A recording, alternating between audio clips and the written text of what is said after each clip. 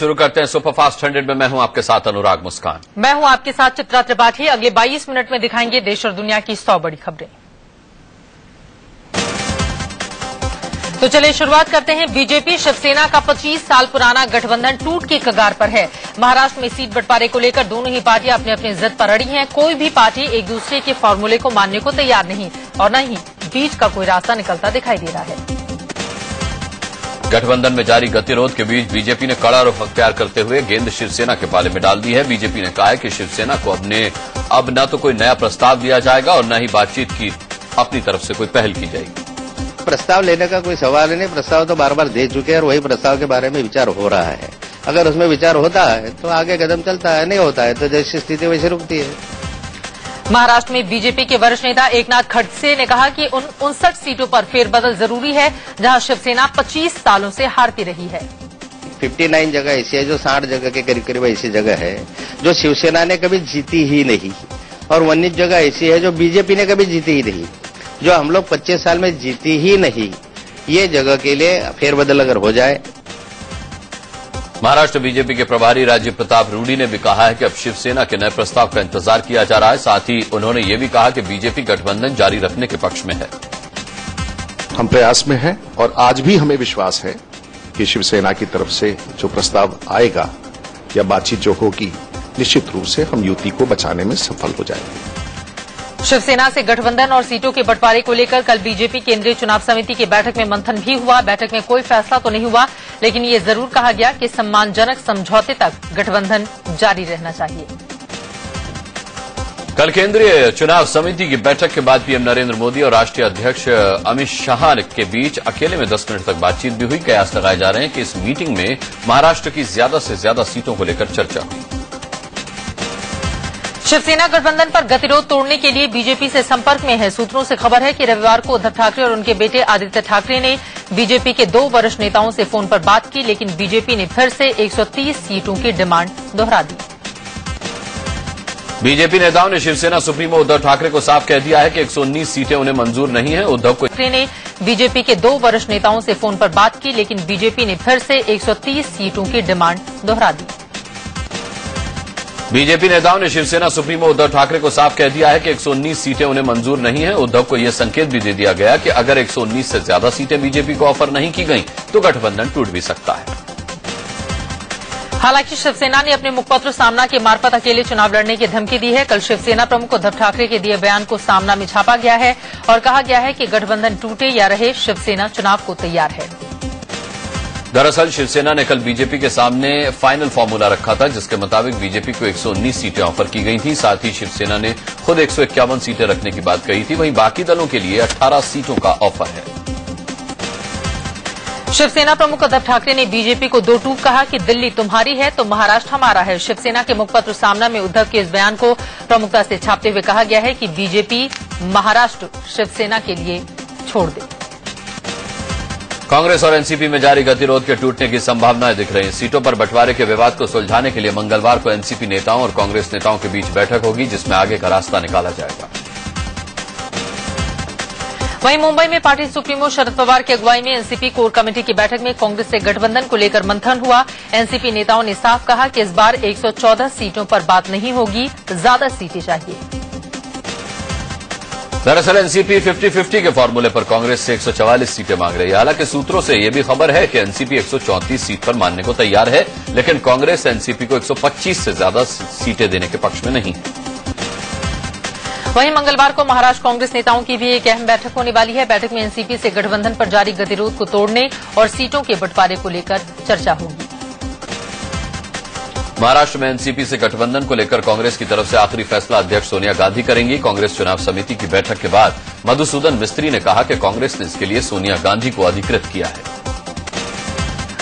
कांग्रेस चुनाव समिति की दिल्ली में हुई बैठक में महाराष्ट्र चुनाव को लेकर चर्चा हुई। मधुसूदन मिस्त्री ने कहा कि महाराष्ट्र की सभी सीटों की समीक्षा की गई। हालांकि कांग्रेस ने अभी कोई लिस्ट जारी नहीं की है। पूर्व केंद्रीय मंत्री विनोद शर्मा की अगुवाई वाली जनचेतना पार्टी हरियाणा की 90 में से 25 सीटों पर चुनाव लड़ेगी। सीटों पर हुए तालमेल के मुताबिक हरियाणा जनहित कांग्रेस 65 और जनचेतना पार्टी 25 सीटों पर लड़ेगी। हमने 65 सीटें हजका लड़ेंगी और 25 सीटें हरियाणा जनचेतना पार्टी लड़ेगी। और ये दोनों पार्टियों के लिए आज बहुत मुबारक दिन है। पिछले दिनों ही हरियाणा जनहित कांग्रेस के अध्यक्ष कुलदीप बिश्नोई ने बीजेपी से नाता तोड़कर जन चेतना पार्टी के साथ हाथ मिलाया था। दोनों ही पार्टियों में सीटों का तालमेल हो जाने के बाद अब प्रचार अभियान तेज करने की तैयारी है। हरियाणा के अंबाला में health care and welfare society की चेयरपर्सन शक्ति रानी शर्मा ने जनचेतना पार्टी के लिए प्रचार किया। उन्होंने अपने समर्थकों के साथ घर घर जाकर लोगों से जनचेतना पार्टी को वोट देने की अपील की। इलाहाबाद में बीजेपी नेता वरुण गांधी के समर्थकों ने बीजेपी सांसद श्याम चरण गुप्ता के घर के बाहर जबरदस्त प्रदर्शन किया। वरुण समर्थकों ने बीजेपी सांसद के घर के बाहर लगे उनके होर्डिंग्स और बैनर फाड़ दिए और जमकर हंगामा किया।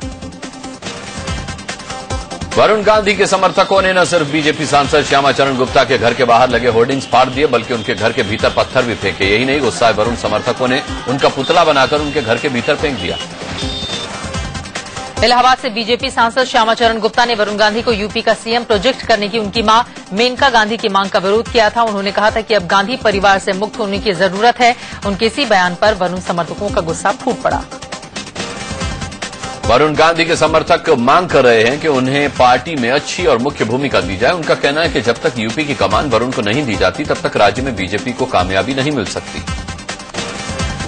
प्रधानमंत्री नरेंद्र मोदी अमेरिकी यात्रा के दौरान उपवास पर रहेंगे। 25 सितंबर से नवरात्र शुरू हो रहा है और नवरात्र के दौरान मोदी अन्न ग्रहण नहीं करते हैं। इसीलिए अपने 5 दिनों के अमेरिकी दौरे पर प्रधानमंत्री मोदी उपवास रखेंगे। नवरात्र के दौरान मोदी सिर्फ पानी पीते हैं और फलाहार पर रहते हैं। मोदी के लिए अमेरिका में राष्ट्रपति बराक ओबामा ने भोज भी रखा है, लेकिन उपवास होने की वजह से वो कुछ नहीं खाएंगे। मुसलमानों को देशभक्त बताने पर शिवसेना ने पीएम नरेंद्र मोदी की तारीफ की है। सामना में उद्धव ठाकरे ने लिखा कि मोदी सभी धर्मों के नेता हैं, लेकिन कुछ दिखावटी धर्मनिरपेक्षतावादी उन्हें मुसलमानों का दुश्मन बताते रहे हैं। सामना में लिखा गया पीएम मोदी ने देश के मुसलमानों को देशभक्ति का प्रशस्ति पत्र दिया है, लेकिन साथ ही ये भी लिखा है कि मुसलमानों को देशभक्त कहा, इसीलिए मोदी के मन का कट्टर हिंदूवाद पतला हो गया। ऐसा मानने की कोई जरूरत नहीं। वहीं रामपुर में कैबिनेट मंत्री आजम खान ने पीएम मोदी के मुस्लिमों को देशभक्त बताने के बयान पर कहा कि मुसलमानों से कब तक देशभक्ति का सबूत मांगा जाएगा। आजम बोले कि वो कहते हैं अलकायदा की ना सुनो, हम कहते हैं आरएसएस की ना सुनो। दरअसल अमेरिका जाने से पहले अमेरिकी चैनल को दिए एक इंटरव्यू में पीएम नरेंद्र मोदी ने कहा था कि भारतीय मुस्लिम भारत के लिए जिएंगे और भारत के लिए मरेंगे। उन्होंने ये भी कहा कि भारतीय मुस्लिम अलकायदा के बहकावे में नहीं आएंगे। दिल्ली में एक बार फिर से सरकार बनाने की कवायद शुरू हो गई है। दिल्ली बीजेपी प्रदेश अध्यक्ष सतीश उपाध्याय और दिल्ली प्रभारी प्रभात झा ने गृहमंत्री राजनाथ सिंह से मुलाकात की। हालांकि सतीश ने सरकार गठन पर राजनाथ से चर्चा होने से इनकार किया। आम आदमी पार्टी में उस समय अफरा तफरी की स्थिति पैदा हो गई जब उसके 3 विधायक अचानक गोवा जा पहुंचे। सूत्रों के हवाले से खबर आई कि अशोक कुमार चौहान, धर्मेंद्र कोहली और प्रकाश जरवाल बीजेपी के एक वरिष्ठ नेता से मिलने गोवा पहुंचे। सूत्रों से खबर सामने आई कि आम आदमी पार्टी के ये तीनों विधायक बीजेपी में शामिल हो सकते हैं। आम आदमी पार्टी को जैसे ही अपने विधायकों के गोवा पहुंचने की भनक लगी, तुरंत उनसे संपर्क साधकर वापस दिल्ली लौटने को कहा गया। उधर आम आदमी पार्टी के वरिष्ठ नेता मनीष सिसोदिया ने अपने विधायकों के बीजेपी में शामिल होने की खबर को खारिज कर दिया। उन्होंने कहा कि क्या पार्टी के विधायक दिल्ली से बाहर आ जा नहीं सकते। विधायकों के पार्टी छोड़ने की खबरें निराधार हैं। दिल्ली के पुलिस कमिश्नर बीएस बसे ने कहा है कि विनोद कुमार बन्नी के खिलाफ एफआईआर दर्ज कर ली गई है। सभी तथ्यों को ध्यान में रखकर जांच की जा रही है। आम नेता अलका लांबा ने बन्नी पर उनकी छवि बिगाड़ने का आरोप लगाया है। दिल्ली के लक्ष्मीनगर से विधायक विनोद कुमार बिन्नी आम आदमी पार्टी के नेता अलका लांबा पर मानहानि का मुकदमा करेंगे। अलका लांबा ने बिन्नी पर फेसबुक के जरिए अश्लील कमेंट करने का आरोप लगाया था। बिन्नी ने आरोपों को बेबुनियाद बताया है। महिला आरक्षण को लेकर एसपी मुखिया मुलायम सिंह यादव और उनकी बहू अपर्णा यादव आमने सामने आ गए हैं। लखनऊ में अपर्णा यादव ने महिला आरक्षण की वकालत की और कहा कि अगर नेताजी महिला आरक्षण की खिलाफत करते हैं तो ये उनकी सोच है। वहीं रामपुर में एक कार्यक्रम के दौरान कैबिनेट मंत्री आजम खान ने कहा कि आप लोगों को अंदाजा भी नहीं होगा कि सरकार के बाहर और अंदर उनकी कितनी घेराबंदी है। उन्होंने कहा कि वो हालात से परेशान हैं और सताए हुए हैं। दिल्ली में चौधरी चरण सिंह के बंगले को स्मारक घोषित करने की मांग अब जोर पकड़ने लगी है। इस मांग को लेकर दिल्ली के कराला इलाके में 360 गांवों की एक पंचायत हुई, जिसमें मांग न मानने पर दिल्ली में चक्का जाम करने की चेतावनी दी गई। केंद्रीय वित्त मंत्री अरुण जेटली को रूटीन चेकअप के लिए अस्पताल में भर्ती कराया गया है। कल उन्हें अस्पताल से डिस्चार्ज कर दिया जाएगा। हाल ही में उनकी सर्जरी भी हुई थी। तिब्बती धर्मगुरु दलाई लामा ने पूर्व प्रधानमंत्री मनमोहन सिंह से उनके घर पर जाकर मुलाकात की। मनमोहन सिंह दलाई लामा की अगवानी के लिए पहले से ही खड़े थे। ये देखकर दलाई लामा ने उनका आभार जताया। लद्दाख में चीन की सीनाजोरी जारी है। करीब 100 चीनी सैनिकों ने भारतीय सीमा के अंदर 7 टेंट लगा दिए हैं। भारतीय सैनिक के बार बार चेतावनी देने पर भी चीनी सैनिक पीछे हटने को तैयार नहीं है। इससे पहले एक पहाड़ी पर 35 चीनी सैनिकों ने डेरा डाल रखा था। पाकिस्तानी पत्रकार हामिद मीर के हवाले से खबर है कि न्यूयॉर्क में प्रधानमंत्री मोदी और नवाज शरीफ के बीच कोई बातचीत नहीं होगी। पाकिस्तान संयुक्त राष्ट्र में कश्मीर का मुद्दा उठाएगा।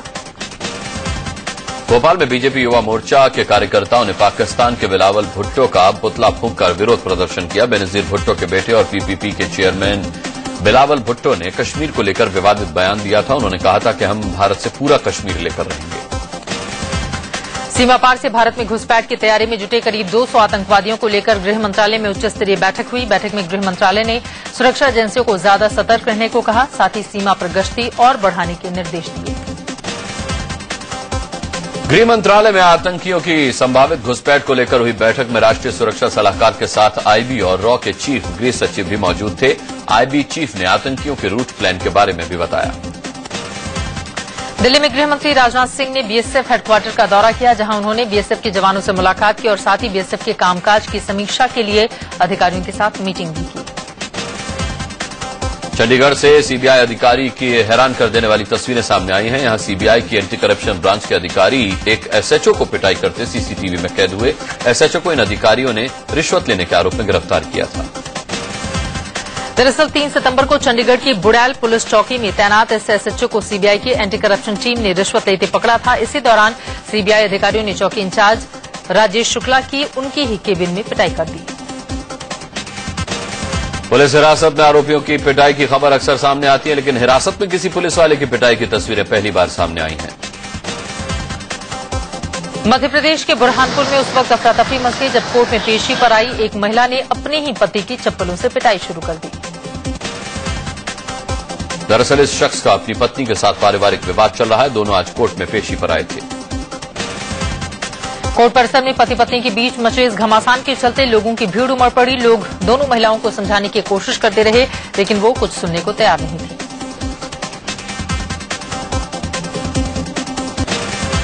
टूजी घोटाला मामले की जांच की आंच वित्त मंत्री पी चिदम्बरम तक पूर्व वित्त मंत्री पी चिदम्बरम तक पहुंचती दिख रही है। टूजी घोटाला मामले से जुड़े एयरसेल मैक्सिस डील के मुद्दे पर सीबीआई ने पटियाला हाउस कोर्ट में चार्जशीट दाखिल कर दी है। सीबीआई इस बात की जांच कर रही है कि 2006 में जब चिदम्बरम वित्त मंत्री थे तो उनके रहते हुए कैसे एयरसेल मैक्सिस डील को मंजूरी दी गई। डील से जुड़े नोट पर उनके दस्तखत थे, लिहाजा वो उन परिस्थितियों और संबंधित लोगों की भूमिका की जांच कर रही है। सुप्रीम कोर्ट में एक महिला वकील ने खुदकुशी करने की कोशिश की। छत्तीसगढ़ की गैंग रेप पीड़ित ये वकील चीफ जस्टिस के कोर्ट में फिनाइल की गोली खाकर पहुंची, जिसके बाद उसकी तबीयत बिगड़ने लगी। उन्हें तुरंत आरएमएल अस्पताल में भर्ती कराया गया। सुप्रीम कोर्ट से सीबीआई डायरेक्टर रंजीत सिन्हा को झटका लगा है। आरोपियों से मिलने को लेकर दर्ज केस को रद्द करने की उनकी अर्जी खारिज हो गई है। वकील प्रशांत भूषण ने आरोपियों से मिलने का इल्जाम लगाते हुए रंजीत के घर की विजिटर डायरी पेश की थी। उधर प्रशांत भूषण ने सुप्रीम कोर्ट में नई अर्जी दी और कहा कि सुप्रीम कोर्ट से उस आदेश पर फिर से विचार करें जिसमें सीबीआई डायरेक्टर के घर की विजिटर डायरी देने वाले का नाम बताने को कहा गया है। इस पर कोर्ट ने कहा कि तुरंत फैसला नहीं दिया जा सकता। रेल घूसकांड मामले में पूर्व रेल मंत्री पवन बंसल दिल्ली की विशेष सीबीआई अदालत में बतौर गवाह पेश हुए। बंसल के भांजे विजय सिंगला, रेलवे बोर्ड के पूर्व मेंबर महेश कुमार समेत 10 लोगों के खिलाफ मुकदमा चल रहा है। दिल्ली के चर्चित धौला कुआं गैंगरेप केस में फैसला 24 सितंबर तक टल गया है। 24 नवंबर 2010 को नॉर्थ ईस्ट की एक लड़की को अगवा करके गैंगरेप किया गया था। इस केस में 5 लोग आरोपी बनाए गए हैं। सुप्रीम कोर्ट ने किसानों की बढ़ती आत्महत्या पर केंद्र सरकार को नोटिस जारी किया है और 4 हफ्ते में जवाब मांगा है। एक जनहित की याचिका की सुनवाई के दौरान कोर्ट ने किसानों की आत्महत्या के मामले को गंभीर बताया। खबर है कि कांग्रेस उपाध्यक्ष राहुल गांधी भी जल्द ही जम्मू कश्मीर का दौरा करेंगे। राहुल गांधी वहां बाढ़ से पीड़ित लोगों से मुलाकात करेंगे। जम्मू कश्मीर के पुंछ में भूस्खलन और बाढ़ से बंद मुगल रोड सेवा बहाल कर दी गई है। असम के कई इलाकों में हो रही भारी बारिश लोगों के लिए मुसीबत बन गई है। गुवाहाटी में बारिश के चलते हुए जल भराव के चलते लोगों को खासी परेशानी उठानी पड़ी। गुवाहाटी में बारिश के कारण भारालू नदी का जलस्तर बढ़ गया है। मंगल मिशन पर भारत को बड़ी कामयाबी मिली है। मंगल ग्रह के करीब पहुंचे मंगलयान के लिक्विड इंजन का टेस्ट कामयाब हो गया है। 4 सेकंड के लिए मंगलयान का लिक्विड इंजन को स्टार्ट किया गया। इंजन के सफल टेस्ट के बाद अब मंगलयान आसानी से मंगल ग्रह की कक्षा में प्रवेश कर सकेगा। इस टेस्ट को वैज्ञानिकों के लिए बड़ी चुनौती और बेहद अहम माना जा रहा था। अब मंगलयान 24 सितंबर को मंगल ग्रह की कक्षा में प्रवेश कर जाएगा। इस ऐतिहासिक पल का गवाह बनने के लिए पीएम नरेंद्र मोदी खुद इसरो के केंद्र में वैज्ञानिकों के साथ मौजूद रहेंगे। मंगलयान को पिछले साल पीएसएलवी रॉकेट के जरिए 30 अक्टूबर को पृथ्वी से मंगल के लिए रवाना किया गया था। मंगलयान करीब 11 महीने से सफर कर रहा था। यान को मंगल में जीवन की संभावना को तलाशने के लिए भेजा गया है। राजधानी दिल्ली के राजौरी गार्डन इलाके में देर रात एक पब में लोगों के बीच जबरदस्त टकराव हुआ। पब में हुई इस मारपीट में 6 लोग गंभीर रूप से जख्मी हो गए। जिन लोगों को चोटें आई हैं उनका आरोप है कि पब के बाउंसरों ने पहले डीजे पर लड़कियों से छेड़खानी की और जब इसका विरोध किया गया तो उनके साथ मारपीट की गई। मारपीट में मैनेजर समेत पब के 4 स्टाफ वाले भी जख्मी हो गए। दिल्ली के जामिया नगर इलाके में एमसीडी ने अवैध रूप से बनाई जा रही 4 मंजिला इमारत को तोड़ दिया। मथुरा की चेयरमैन मनीषा गुप्ता के पति और बीजेपी नेता राजेश गुप्ता पर एक महिला ने छेड़खानी का आरोप लगाते हुए केस दर्ज कराया है। मेरठ में रणजी क्रिकेटर परवेंद्र सिंह पर उनके भाई की पत्नी ने रेप का आरोप लगाया है। हरियाणा के पंचकुला में पुलिस को बोरी में बंद लाश के कुछ टुकड़े मिले हैं। सिर और शरीर के दूसरे हिस्से न मिलने से मरने वाले की पहचान नहीं हो पाई है। गुजरात के जामनगर में मानसिक रूप से बीमार एक शख्स ने पहले अपने 2 बच्चों को डैम में फेंक दिया और फिर खुद भी डैम में कूदकर खुदकुशी कर ली। झारखंड के गढ़वा में बाइक और सवारी गाड़ी की टक्कर में बाइक सवार 3 लोगों की मौत हो गई। उत्तराखंड की राजधानी देहरादून में लोग डेंगू के कहर से दहशत में हैं। सूबे के सबसे बड़े दून अस्पताल में 11 डेंगू पॉजिटिव मरीज की पुष्टि की गई। वाराणसी में पीएम मोदी के जनसंपर्क ऑफिस के बाहर बीपीएड के छात्रों ने सड़क जाम करके जबरदस्त हंगामा किया। राजस्थान के स्वास्थ्य मंत्री राजेंद्र राठौर का पालतू कुत्ता चार्ली मिल गया है। कुत्ता 2 दिन से लापता था। जिले के छतरपुर में 14वें फिल्मी फन कार रेस का आयोजन किया गया। रेस में करीब 100 परिवारों ने हिस्सा लिया। भोपाल में मड चैलेंज बाइक रेसिंग का आयोजन किया गया। प्रोग्राम सेफ ड्राइविंग को मुख्य थीम के तौर पर रखा गया था। दिल्ली के द्वारका ग्राउंड पर होने वाली रामलीला मैदान का स्टेज अयोध्या के राम मंदिर के प्रस्तावित मॉडल की तरह बनाया गया है।